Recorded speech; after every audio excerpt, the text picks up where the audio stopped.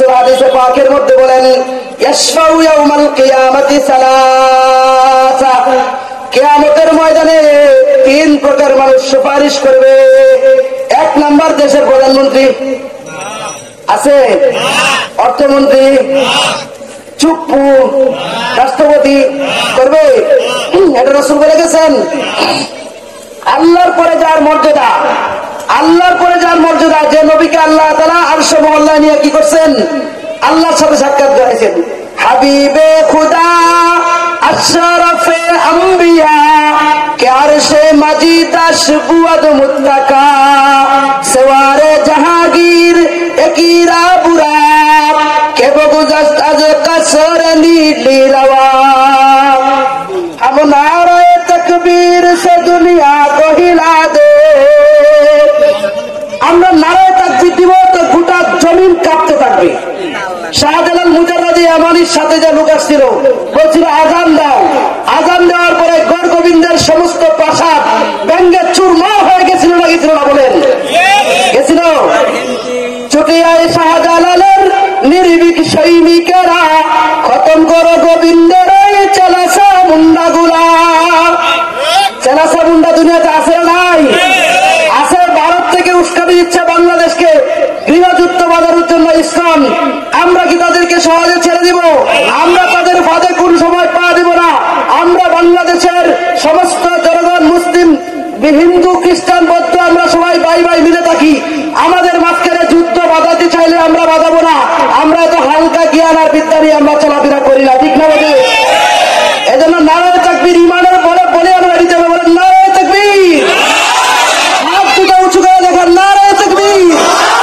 हम नारे तकबीर से दुनिया को हिला दे। हम नारे तकबीर से दुनिया को हिला दे। मिल्लत की हिफाजत के लिए चार लड़ा दे।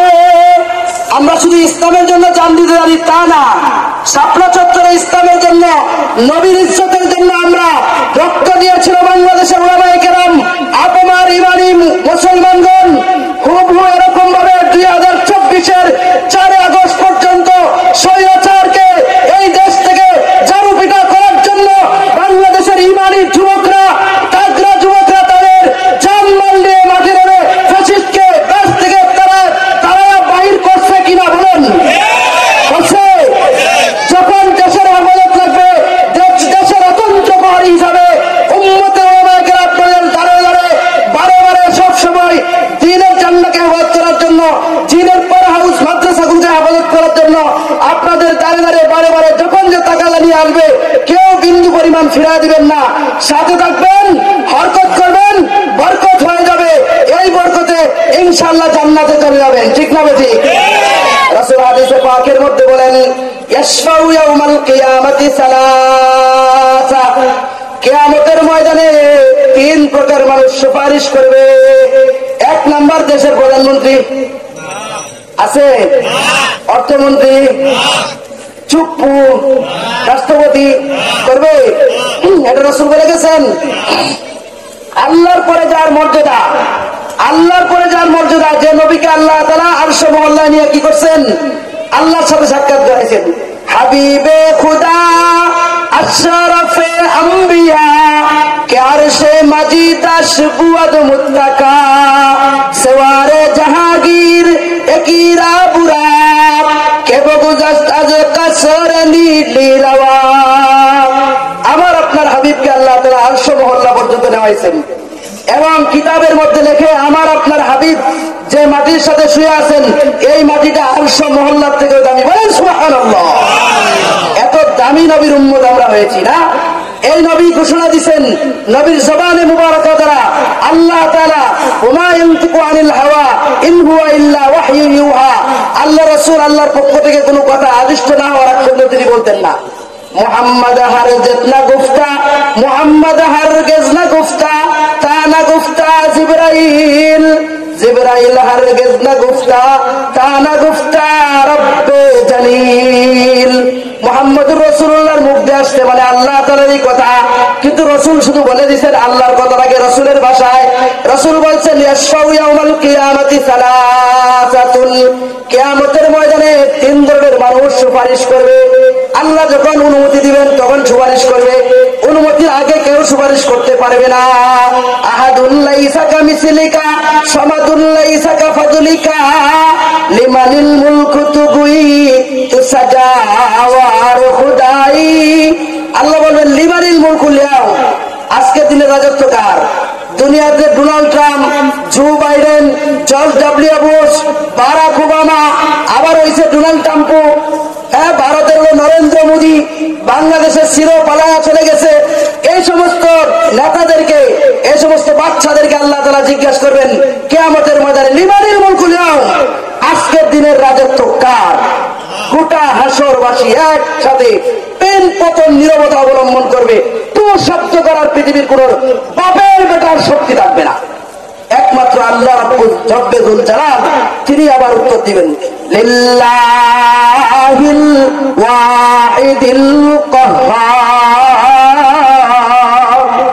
আজকের দিনের রাজত্বের মালিক একমাত্র আল্লাহ, যেটা আমরা বলছি মালিক ইয়াউমিদ্দিন আই ইয়াউমুল জাযা, বিচার দিবসের মালিক একমাত্র কে? আল্লাহ। সেদিন কোন রাজা বাদশা, কোন এমপি মন্ত্রী, কারো কোনো পাওয়ার চলবে না। আল্লাহ যখন অনুমতি দিবেন সুপারিশের, মাত্র 3 দল মানুষ সুপারিশ করবেন, এর বাইরে কেউ কিন্তু সুপারিশ করতে পারবে না। 1 নম্বর আল আম্বিয়া, নবীগণ, সুন্নাল উলামা, এরপর আলেমগণ। 3 নম্বর সুম্মাশ শুহাদা। 1 নম্বর নবীগণ, নবী আছেন না চলে গেছেন? চলে গেছেন, কিন্তু রসুল চলে গেছেন। রসুলের পরবর্তী ওয়ারিস উম্মতে উলামায়ে কেরাম আল্লাহ রসুল রেখে গেছেন না যান নাই? রেখে গেছেন। আল উলামা ওয়ারাসাতুল আম্বিয়া ওয়া ইন্নাল আম্বিয়া আলাম ইওয়ারিসু দীনার ওয়ালা দিরহামা, জাহিল কো ভি হোতে नहीं आलम की बराबर, जाहिल को भी होते नहीं आलम की बराबर। कुरान में हल यसतवी मौला ने कहा है, मजलिस है किताबों की गो मकफूल महल में, मजलिस है किताबों की गो मकफूल महल में। हर गोशाए दुनिया का सफर उसका रहा है, हर गोशाए दुनिया का सफर उसका रहा है। 1 নম্বর নবী সুপারিশ, নবীগণ সুপারিশ করবেন। নাম্বার 2 উম্মতের উলামায়ে কেরাম। কিয়ামতের ময়দানে উম্মতের উলামায়ে কেরাম জান্নাত যখন মানুষ নিতে থাকবে, অন্য অন্য নবীগণ চায় দেখবে কিরে কোন নবী যায়, কইলে কোন নবী না, তাহলে কে? আখিরি জামানার একজন উম্মত আলেম, সে এত হাজার হাজার মানুষকে জান্নাতের দিকে যাচ্ছে। সুবহানাল্লাহ। এবার বলেন বাংলাদেশের আহমদ শফি যখন জান্নাতে যাবে, শাপলা চত্বরে যারা শহীদ হয়েছিল, তার ডাকে সাড়া দিয়ে যারা নবীর ইজ্জতের হেফাজত করছিল, এরা সবাই যদি আহমদ শফি ডাক দেয়, আল্লাহ যদি অনুমতি দেয়, আসো তোমরা কারা কারা নবীর ইজ্জতের হেফাজত করছিলা, আজকে আসো আমি জান্নাতে নিয়ে যাবো। দলটা ছোট হবে না বড় হবে? কত বড় হবে? আল্লাহু আকবার। আদম বসফে মাশর যুররিয়তে আদম।